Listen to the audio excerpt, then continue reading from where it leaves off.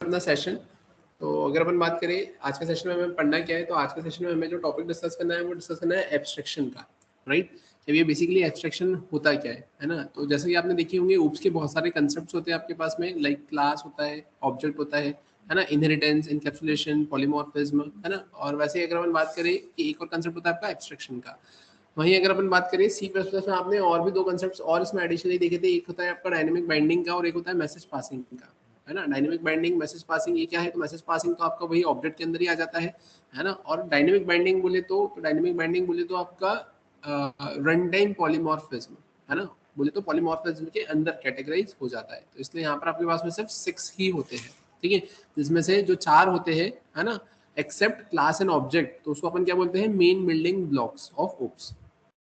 Class और object तो normal है, लेकिन उसके अलावा क्या बचता है, इनहेरिटेंस, इनकैप्सुलेशन, है ना, पॉलीमॉर्फिज्म और एब्स्ट्रैक्शन। तो ये 4 क्या कहलाते हैं, आपके मेन बिल्डिंग ब्लॉक्स कहलाते हैं। तो उसमें से अगर अपन बात करें आज के सेशन में हमें यहाँ पे कंसेप्ट डिस्कस करना है किसका, एब्स्ट्रैक्शन का। तो अगर अपन बात करें क्या और कैसे, तो आप देखिए यहाँ पर सबसे पहले अपन इसका इंट्रोडक्शन देख लेते हैं, ठीक है। तो अपन आए यहाँ पर और यहाँ आने के बाद में ये एब्स्ट्रैक्शन, अब ये बेसिकली एब्स्ट्रैक्शन होता क्या है, ठीक है। तो आप सिंपली ऐसा बोल सकते हो एब्स्ट्रैक्शन, पहले तो मैं इसकी डेफिनेशन लिख कर बता देता हूँ आपको, है ना, फिर उसके बाद मैं इसको एक्सप्लेन करता हूँ। तो आप क्या बोलेंगे, abstraction is the process of hiding implementation details and showing only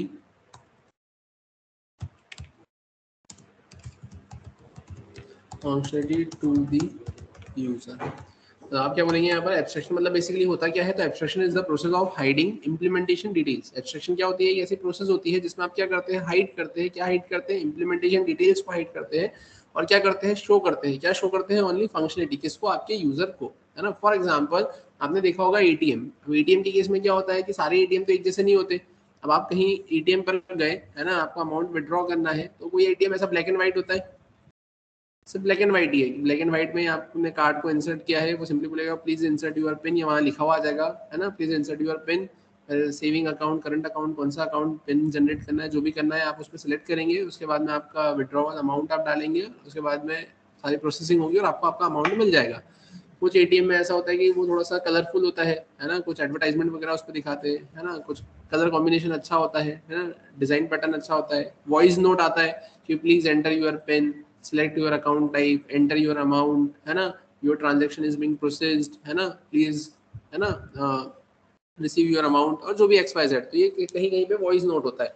तो ये क्या है, ये सिर्फ एक प्रेजेंटेशन है ना, ये फंक्शनलिटी है जो कि आपको दिखती है, लेकिन इसके पीछे जो इम्प्लीमेंटेशन है कि ये सब हो कैसे रहा है, ये आपको नहीं दिखाया जाता और ये आपको पता नहीं लगता है। मतलब कि आपने बीओआई के एटीएम में पीएनबी के कार्ड को इंसर्ट किया, अब आपको क्या पता कि रिक्वेस्ट कहाँ जा रही है, कौन से सर्वर पे जा रही है, कैसे जा रही है, कौन सा फंक्शन कॉल हो रहा है, कौन से वेरिएबल में वैल्यू स्टोर हो रही है, कैसे ट्रांजैक्शन परफॉर्म हो रहा है, कब कहाँ क्या कॉल हो रहा है, सारी जगह से आपके अकाउंट में बैलेंस डिडक्ट हो रहा है ना, अपडेट हो रहा है, और उसके बाद में आपको फाइनली जो अमाउंट मिल रहा है, तो वो अमाउंट आपके उसमें ये रिफ्लेक्ट कर देगा कि इस दिन को, इस तारीख को, इस एटीएम से यहाँ से आपने पैसे विड्रॉ किए। तो ये सब क्या है, तो ये जो आपको ऊपरी चीजें जो दिख रही है वो सिर्फ आपके एटीएम की आपको फंक्शनलिटी दिखती है, लेकिन इंटरनली अगर अपन बात करें तो इंटरनली आप क्या बोलेंगे यहाँ पर, तो इंटरनली आपका जो इम्प्लीमेंटेशन है वो आपको देखने को नहीं मिलता। तो सिमिलरली अगर किसी ने पूछा एब्स्ट्रैक्शन मतलब क्या, तो abstraction is the process of hiding implementation details and showing only functionality to the user. Clear है। अब फिर इसके अलावा आप क्या बोलेंगे यहाँ पे, तो आप बोलेंगे वी कैन अचीव, है ना, the concept of abstraction with the help of abstract class and interface। We can achieve the concept of abstraction, है ना, with the help of abstract class and interface। आप क्या करेंगे यहाँ पे, अचीव करेंगे, क्या अचीव करेंगे, कंसेप्ट किसका, आपके एब्स्ट्रैक्शन का, किसकी हेल्प से, एब्स्ट्रैक्ट क्लास और इंटरफेस की हेल्प से। क्लियर है। अब फिर अगर अपन बात करें इसके अलावा, तो इसके अलावा आप यहाँ पर देखेंगे कि सबसे पहले अपन बात करेंगे यहाँ पर कि we can achieve the concept of abstraction with the help of abstract class and interface. तो सबसे पहले हम जो यहाँ पे पढ़ने वाले हैं वो अपन कंसेप्ट पढ़ेंगे किसका, अपने एब्स्ट्रैक्ट क्लास का। तो अब यहाँ पर अपन आए, तब यहाँ पर आकर सबसे पहले लिखेंगे एब्स्ट्रैक्ट क्लास। अब ये बेसिकली एब्स्ट्रैक्ट क्लास होती क्या है, क्लियर है यहाँ तक। मतलब सिंपल सी बात है कि अगर अपन बात करें यहाँ पर कि किसी ने पूछा एब्स्ट्रैक्शन मतलब क्या होता है, तो एब्स्ट्रैक्शन एक ऐसी प्रोसेस होती है जिसमें आप क्या करते हो, हाइड करके रखते हो इम्प्लीमेंटेशन डिटेल और showing only functionality to the user. User को सिर्फ और सिर्फ क्या दिखाते हो, आप फंक्शनलिटी दिखाने का काम करते हो, पहली चीज। दूसरी चीज आप ऐसा बोलोगे कि एब्स्ट्रैक्शन को अगर आपको अचीव करना है तो आप दो तरीके से अचीव कर सकते हो, एक होता है आपका एब्स्ट्रैक्ट क्लास और एक होता है आपका इंटरफेस। इसमें कोई दिक्कत? अब इसके बाद में अगर अपन बात करें तो अब हमें यहाँ पे पढ़ना है कंसेप्ट किसका, अपने एब्स्ट्रैक्ट क्लास का, जिसकी हेल्प से मैं यहाँ पर एब्स्ट्रैक्शन को अचीव करता हूँ। तो अब यहाँ पर सबसे पहले अपन क्या बोलेंगे कि with the help of abstract class we can achieve, है ना, with the help of abstract class we can achieve 0 to 100% abstraction. तो आप क्या बोलेंगे, with the help of abstract class की हेल्प से वी कैन अचीव, हम अचीव कर सकते हैं क्या, 0 to 100% एब्स्ट्रैक्शन। 0 से 100% एब्स्ट्रैक्शन अपन यहाँ पे क्या कर सकते हैं, अचीव कर सकते हैं। ठीक है, फिर सेकेंड पॉइंट, ठीक है, अब आप क्या बोलेंगे, एब्स्ट्रैक्ट क्लास या फिर for making any class as an abstract class we need to put abstract keyword followed by class name। और making any class as an abstract class, किसी भी क्लास को अगर आपको एब्स्ट्रैक्ट क्लास बनाना है तो we need to put abstract keyword followed by the class name. आपको क्या करना पड़ेगा, आपको लगाना पड़ेगा, क्या लगाना पड़ेगा, एब्स्ट्रैक्ट कीवर्ड लगाना पड़ेगा फॉलोड बाय क्लास नेम, और उसके बाद में फिर क्या आएगा, आपका क्लास का नाम यहाँ पर आएगा। सेम क्लास का नाम आएगा, जिस भी क्लास को एब्स्ट्रैक्ट बनाना है वो क्लास का नाम आएगा। लाइक अगर अपन एग्जांपल की बात करें तो मैंने यहाँ पे सिंपली लिखा है एब्स्ट्रैक्ट, और एब्स्ट्रैक्ट के बाद में क्या लिखूंगा, क्लास, और मैंने यहाँ पे क्या लिख दिया, मैंने लिख दिया यहाँ पर माय क्लास। अब यहाँ पर मैंने क्या कर दिया, ये जो माय क्लास है, इस माय क्लास को मैंने क्या बना दिया, यहाँ पर एब्स्ट्रैक्ट बना दिया। यहाँ तक। अब फिर अपन बात करें अब इसके अलावा, ठीक है, तो ये तो अपन ने एग्जांपल देखा इसमें, है ना, कि अगर किसी भी क्लास को आपको एब्स्ट्रैक्ट बनाना है तो you simply need to put abstract keyword followed by the class name. फिर थर्ड पॉइंट की अगर अपन बात करें यहाँ पर, कि थर्ड पॉइंट में क्या आएगा, तो आप सिंपली यहाँ पर क्या बोल सकते हो, तो आप ऐसा बोलोगे, इट्स नॉट मैंडेटरी, है ना, it's not mandatory to put abstract, या it's not mandatory to create, है ना, एब्स्ट्रैक्ट मेथड, है ना, inside a class for making that class as an abstract class। It's not mandatory to create abstract method, है ना, inside a class। ये जरूरी नहीं है क्या कि आपको यहाँ पर abstract method inside a class create करनी पड़े for making that class as an abstract class। किसी क्लास के अंदर ये जरूरी नहीं है कि आपको एब्स्ट्रैक्ट मेथड बनाना पड़े उस क्लास को एब्स्ट्रैक्ट बनाने के लिए। अब ये पॉइंट ऐसे क्यों मैंने लिखा है, ऐसा इसलिए लिखा है क्योंकि अगर आपने C++ पढ़ा होगा तो C++ में आपने कंसेप्ट पढ़ा होगा वर्चुअल फंक्शन का। वर्चुअल फंक्शन के आगे अगर आप इक्वल्स टू 0 कर देते हैं तो उसको बोलते हैं प्योर वर्चुअल फंक्शन। और अगर अब आपको C++ में किसी भी क्लास को अगर एब्स्ट्रैक्ट बनाना होता था तो उस केस में आप उस क्लास के अंदर वो प्योर वर्चुअल फंक्शन, बोले तो एब्स्ट्रैक्ट फंक्शन रखते थे, जिसकी वजह से वो क्लास वहां पर एब्स्ट्रैक्ट कंसिडर होती थी। C++ में एब्स्ट्रैक्ट नाम से कोई कीवर्ड नहीं होता था, वहां पर आप प्योर वर्चुअल फंक्शन बनाकर आप उस क्लास के अंदर रख देते थे तो वो class as an abstract class consider होती थी। सिमिलरली यहाँ पर भी आप वही कंसेप्ट बोलेंगे क्या, कि अगर आपको एब्स्ट्रैक्ट क्लास बनानी है तो यहाँ पर वो आप वर्चुअल फंक्शन तो कुछ होता ही नहीं है, प्योर वर्चुअल फंक्शन भी नहीं होता है, तो आप उसके आगे एब्स्ट्रैक्ट लगा दोगे तो वो क्लास तो आपकी एब्स्ट्रैक्ट क्लास बन गई।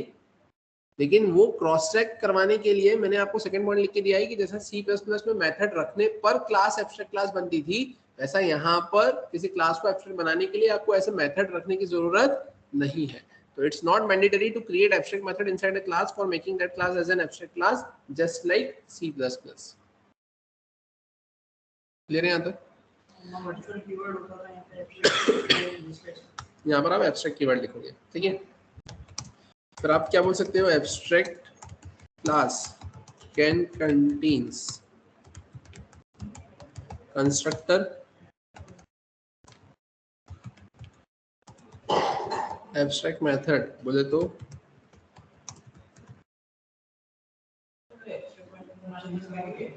एब्स्ट्रैक्ट कीवर्ड लगाना पड़ेगा, ठीक है। एब्स्ट्रैक्ट कीवर्ड बोले तो कॉन्क्रीट मेथड, ठीक है, नहीं एब्स्ट्रैक्ट मेथड बोले तो whose definition part is absent, है ना, एंड concrete method,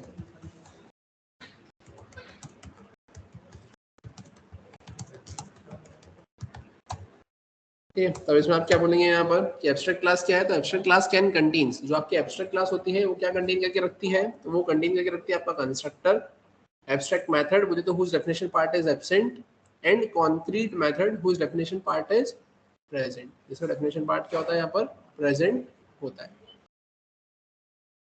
इसलिए मैंने यहाँ पे फर्स्ट पॉइंट में क्या लिखा हुआ है, we can achieve 0 to 100% abstraction, not 100% abstraction with the help of abstract class. क्यों, क्योंकि एब्स्ट्रैक्ट क्लास के अंदर जो आपके पास में मेथड्स होती है उसमें एब्स्ट्रैक्ट मेथड तो आप रख सकते हो, लेकिन नॉन एब्स्ट्रैक्ट मेथड भी रख सकते हो, बिना डेफिनेशन पार्ट वाली मेथड भी आप रख सकते हो, मतलब डेफिनेशन पार्ट वाली भी मेथड आप उसमें रख सकते हो, और रख सकते हो तो सामने वाले को ये तो पता चल ही जाएगा ना कि आप इसमें क्या परफॉर्म करवाने वाले हो या क्या परफॉर्म करवा रहे हो। इसलिए यहाँ पर अपन 0 से 100% एब्स्ट्रैक्शन ही अचीव कर पाते हैं अपने एब्स्ट्रैक्ट क्लास के अंदर। तो abstract class can contains constructor, abstract method whose definition part is absent, ठीक है, और concrete method whose definition part is present। और उसके बाद में आप क्या बोलेंगे यहाँ पर नेक्स्ट पॉइंट में, आप सिंपली यहाँ पर ऐसा बोलेंगे,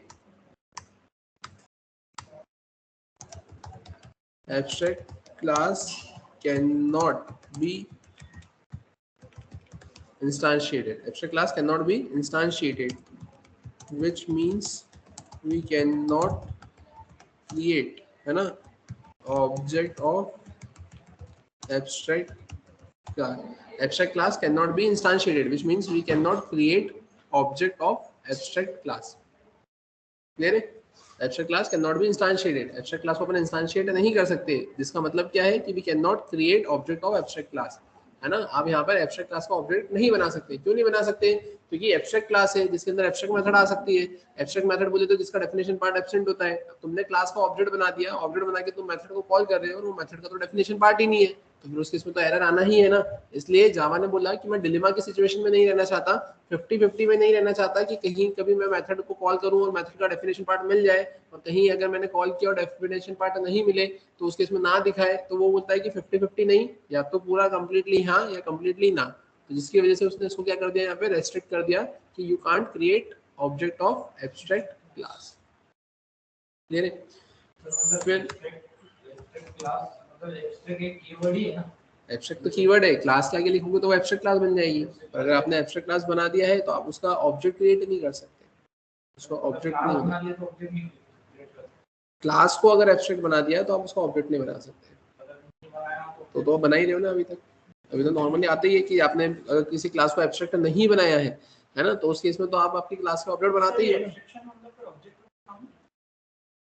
ऑब्जेक्ट का काम होगा ना, ऑब्जेक्ट से तो काम होगा आपका, एब्स्ट्रैक्ट क्लास का नहीं क्रिएट कर सकते ना, लेकिन बाकी के कंसेप्ट्स में तो आपकी एब्स्ट्रैक्ट क्लास रोल में आएगी ना। हाँ, एब्स्ट्रैक्ट क्लास का तो आप ऑब्जेक्ट नहीं क्रिएट कर सकते हो, एब्स्ट्रैक्ट क्लास का ऑब्जेक्ट क्रिएट नहीं होगा, राइट। अब यहाँ पे ध्यान से देखना, अब यहाँ पर आप करेंगे क्या, अपन यहाँ पर आए, अब यहाँ पर मैं क्या बोल सकता हूँ कि इफ एनी क्लास, है ना, if any class which extends abstract parent class containing abstract method, then in that case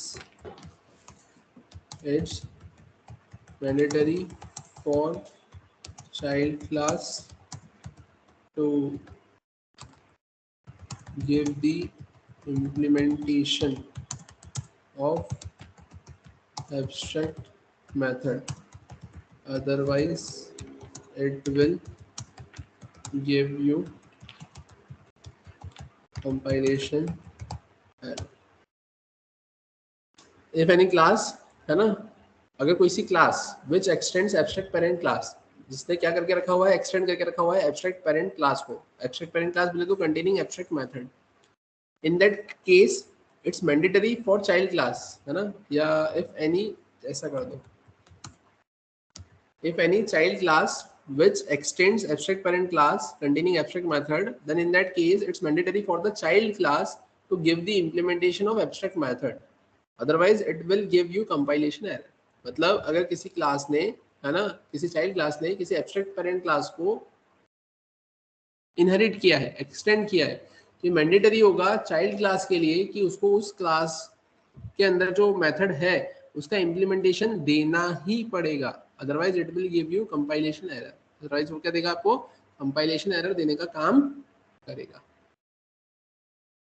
clear है यहाँ तक? फिर अगर अपन बात करें क्या और कैसे, तो ये जितने भी पॉइंट्स मैं आपको लिखवा रहा हूँ, है ना, लिख रहे हैं अपन यहाँ पर, तो इन सब का प्रैक्टिकल इंप्लीमेंटेशन में करवाऊंगा, है ना, सारे पॉइंट्स उसमें सेटिस्फाइड आपको होते हुए देखने को मिल जाएंगे। ठीक है, वही तो मैं बोल रहा हूँ, सारे प्रैक्टिकली अपन जब करेंगे तो मैं बताऊंगा सारे। ठीक है, तो it will give you compilation error, right. अब अगर अपन बात करें इसके अलावा, तो अपन सिंपली ऐसा बोल सकते हैं क्या कि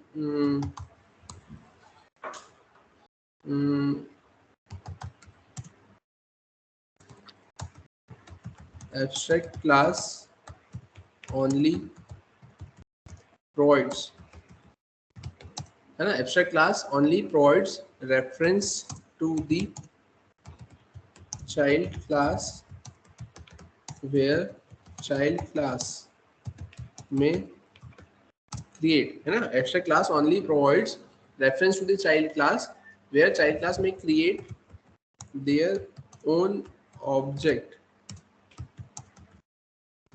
in reference with that abstract parent class। आप क्या बोलेंगे, abstract class only provides reference to the child class। जो abstract class होता है ना, जो abstract class होती है ना, only provides reference to the child class, वो सिर्फ और सिर्फ क्या प्रोवाइड कर सकती है, रेफरेंस प्रोवाइड कर सकती है child class के लिए, where child class may create their own object in reference with that abstract parent class। आपने क्या बोला है, एब्स्ट्रैक्ट पेरेंट क्लास जो है, या जो एब्स्ट्रैक्ट क्लास जो है, वो खुद का ऑब्जेक्ट तो बना नहीं सकती है, तो फिर उस केस में आप क्या बोलेंगे यहाँ पे कि अगर वो खुद का ऑब्जेक्ट नहीं बना सकती तो कोई प्रॉब्लम नहीं, वो चाइल्ड क्लास के लिए रेफरेंस जरूर प्रोवाइड कर सकती है, जिसका मतलब कि चाइल्ड क्लास अपना ऑब्जेक्ट बना सकता है in reference with that abstract parent class, है ना। Abstract class only provides reference to the child class where child class में create their own object in reference with that abstract parent class. अच्छा, तो फिर वो जो ऑब्जेक्ट है वो उसी का कॉल होगा चाइल्ड क्लास का, उसी पे रेफरेंस देगी ना। हाँ, लेकिन वो फंक्शनलिटी वही पूरी इंप्लीमेंट होगी जो आपने अपकास्टिंग और डाउनकास्टिंग में देखा था। चाइल्ड क्लास का आप ऑब्जेक्ट बनाते हैं पेरेंट के रेस्पेक्ट में, तो आपकी पेरेंट की फंक्शनलिटी एक्सेसिबल हो जाएगी, चाइल्ड क्लास के लिए आपको डाउनकास्टिंग करना पड़ेगा। क्लियर है यहाँ पे सभी को? ठीक है,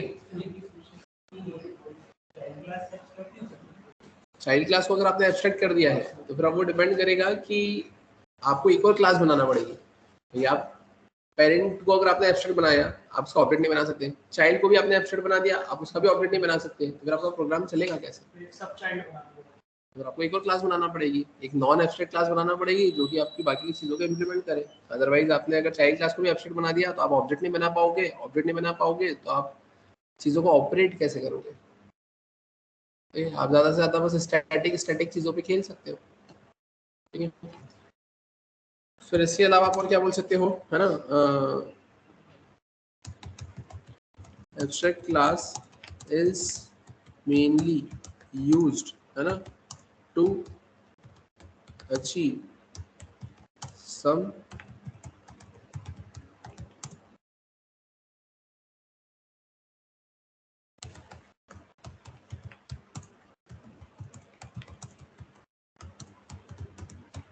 abstract class is mainly used to achieve some functionality forcefully from the child class, है ना। abstract class को आप कब यूज करते हो, किस केस में यूज कर सकते हो, तो abstract class is mainly used to achieve, है ना, अचीव करने के लिए हम इसे यूज करते हैं क्या, some functionality forcefully from the child class, child class से कुछ फंक्शनलिटीज को फोर्सफुली अचीव करवाने के लिए आप किसका यूज करते हो, यहाँ पर एब्स्ट्रैक्ट क्लास का यूज करते हो। क्या और कैसे, तो जैसे कि आपको याद होगा मैंने आप लोगों को मेथड ओवर राइडिंग का कंसेप्ट बताया था, है ना। मेथड ओवर राइडिंग के केस में आपने क्या देखा था, तो मेथड ओवर राइडिंग की अगर अपन बात करें तो अपन आ जाते हैं यहाँ पर पेंट पर। आपने याद हो तो एक एग्जांपल देखा होगा वहां पर जिसमें अपन क्या लिखते थे, तो अपन लिखते थे वहां पर बैंक नाम की एक क्लास लिखते थे। ठीक है, बैंक नाम की क्लास के बाद में यहाँ पर अपन लिखते थे क्या बैंक नहीं, अपन आरबीआई नाम से क्लास बनाते थे। मैंने यहाँ पे बनाया था आरबीआई, आरबीआई के बाद में मैंने क्या लिखा है यहाँ पे पीएनबी। पीएनबी की अगर अपन बात करें यहाँ पर, तो पीएनबी के केस में मैं क्या करूंगा, तो मैंने बोला कि आरबीआई के पास में इसकी खुद की एक रेट नाम की मेथड आपको देकर रखी हुई है। अब पीएनबी ने इसको एक्सटेंड किया और रेट में यहाँ पे मैंने बोला था 1.2 लिख दो। फिर उसके बाद में यहाँ पर बीओआई आ गया, तो बीओआई ने क्या बोला कि यार यहाँ पर बीओआई अगर आ जाता है तो उसने बोला कि यहाँ पे 1.2 नहीं, यहाँ पे 2.3 आना चाहिए, तो ये 2.3 आ गया। फिर उसके बाद में यहाँ पर मैंने क्या करा है, मैंने यहाँ पे लिखा है एसबीआई। एसबीआई की अगर अपन बात करें तो एसबीआई के केस में मैंने क्या बोला कि एसबीआई ने भी यहाँ पर आरबीआई को क्या करा है, एक्सटेंड किया है। और यहाँ पर अपन ने क्या कर दिया, इसको हटा दिया और यहाँ पर इसने बोला कि हम यहाँ पे दो 5.5। अब इस केस में क्या हुआ, तो इस केस में इन दोनों क्लास को ऑब्जेक्शन होने लगा। तो अब इस केस में आरबीआई ने ये बोला क्या कि अब यहाँ पर मैं तो किसी का भी रेट ऑफ इंटरेस्ट प्रोवाइड नहीं करूंगी, अगर आपको अपना अपना रेट देना है तो मेरी इस स्पेसिफिक मेथड को क्या कर लो, अपने अंदर ओवरराइड कर लो। और ओवरराइड करने के बाद में अगर किसी के पास में रेट नहीं होता है तो मेरे पास में आ जाना, मैं by default 1.0 rate of interest से आपको इंटरेस्ट प्रोवाइड कर दूंगी। तो अब इस केस में यहाँ पर एसबीआई ने सोचा कि यार चलो ठीक है, पीएनबी ने तो ये सोचा कि यार चलो अपन 1.2 रेट ऑफ इंटरेस्ट दे देते हैं, बीओआई ने सोचा कि 2.3 रेट ऑफ इंटरेस्ट दे देते हैं, एसबीआई ने सोचा कि क्यों ना अपन एक काम करें कि यहाँ पर अपन कस्टमर का पैसा तो रखते हैं लेकिन इंटरेस्ट ही नहीं देते। इंटरेस्ट कौन देगा, आरबीआई। तो इससे क्या होता है कि हर एक बैंक का रेट ऑफ इंटरेस्ट अलग होता है, तो अलग होने की वजह से ये होता है कि उसके प्रॉफिट और उसके अंडर में उसका जो अमाउंट रहता है उसके बेसिस पे वो अपने कस्टमर्स को क्या रेट ऑफ इंटरेस्ट प्रोवाइड करते हैं। तभी हर एक बैंक का क्या होता है, रेट ऑफ इंटरेस्ट अलग होता है। तो उस केस में एसबीआई ने क्या सोचा कि क्यों ना एक काम करते हैं, अपन यहाँ पर रेट ऑफ इंटरेस्ट प्रोवाइड नहीं करते, कस्टमर का पैसा रखेंगे और आरबीआई रेट ऑफ इंटरेस्ट क्या करेगा, प्रोवाइड करेगा। और ऐसा इसने किसको, बीओआई को भी बोला और ऐसा इसने पीएनबी को भी बोला कि क्यों ना एक काम करे कि यार तुम अपना अपना भी रेट ऑफ इंटरेस्ट मत दो, बाय डिफॉल्ट यहाँ पे आरबीआई ही सबका रेट ऑफ इंटरेस्ट दे देगी। तो उस केस में आरबीआई को तो लगा कि यार ये तो गलत चीज हो रही है, ये तो ये बाकी की जो बैंक से ये मेरा फायदा उठा रहे, कस्टमर का पैसा आप रखो, इंटरेस्ट मैं दूं, ये तो गलत है ना। तो फिर उस केस में यहाँ पर क्या कर दिया है, तो उस केस में आरबीआई ने ये मैंडेटरी कर दिया कि अब मैं यहाँ पर किसी को भी रेट ऑफ इंटरेस्ट प्रोवाइड नहीं करूंगी, मेरी कुछ गाइडलाइंस है जो कि आपको फॉलो करना पड़ेगी। तो ये गाइडलाइंस में ये आता है कि यहाँ पर एक रेट नाम की मेथड है जो कि आपको मैंडेटरीली क्या करना पड़ेगी, ओवरराइड करना ही पड़ेगी। और जिसने ओवरराइड नहीं करी है तो उस केस में वो मेरी क्लास के अंदर में एग्जिस्टेंस में नहीं आएगा, तो मैं यहाँ पर क्या दे दूंगी, एरर दे दूंगी और उसको यहाँ से बाहर कर दूंगी। तो जिसकी वजह से हुआ क्या कि अब यहाँ पर आपके पास में जो आरबीआई नाम की क्लास है, इसके अंदर आपने यहाँ पे क्या डिफाइन कर दी है, एक एब्स्ट्रैक्ट मेथड जिसका डेफिनेशन पार्ट नहीं है। अब यहाँ पर अगर कोई चाइल्ड क्लास अगर आती है उस एब्स्ट्रैक्ट क्लास के पास में, तो ये मैंडेटरी होगा उस चाइल्ड क्लास के लिए कि उसको यहाँ पर रेट नाम के मेथड का डेफिनेशन पार्ट देना ही पड़ेगा। और अगर वो रेट नाम के मेथड का डेफिनेशन पार्ट नहीं देती है तो उस केस में आरबीआई उसको एरर दे देगी, कंपाइल टाइम एरर, वहां से आपकी फंक्शनलिटी ब्रेक हो जाएगी। तो इसलिए वो 7th नंबर का पॉइंट, 8th नंबर का पॉइंट ये था कि abstract class is mainly used to achieve some functionality forcefully from the child class। तो एक तरीके से फोर्स करती है कि आपको मेरी मेथड, हाँ, आपको अगर मेरे अंडर में आना है तो ये करना ही पड़ेगा। सिंपल सी बात है, आपने कोई कंपनी ज्वाइन करी, कंपनी ज्वाइन करने के बाद में तुमको प्रोजेक्ट मिला, तुमने बोला कि मुझसे तो नहीं होगा, सैलरी आई, सैलरी रख ली।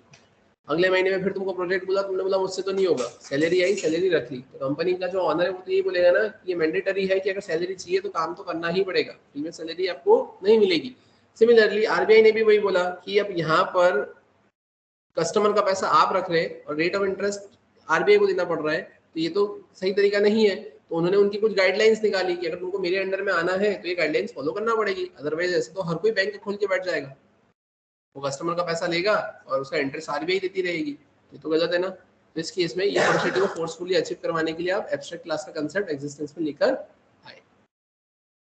ले रहे हैं यहाँ तक। तो ये कुछ कंसेप्ट आपको इस तरीके से देके रखा हुआ है, बाकी इसके आगे की कंसेप्ट की अगर अपन बात करें तो वो फिर अपन कंटिन्यू करेंगे अपनी नेक्स्ट क्लास में। तो आज का सेशन अपन यहीं पे स्टॉप करते हैं, फिर इसके आगे कंटिन्यू करेंगे नेक्स्ट क्लास में।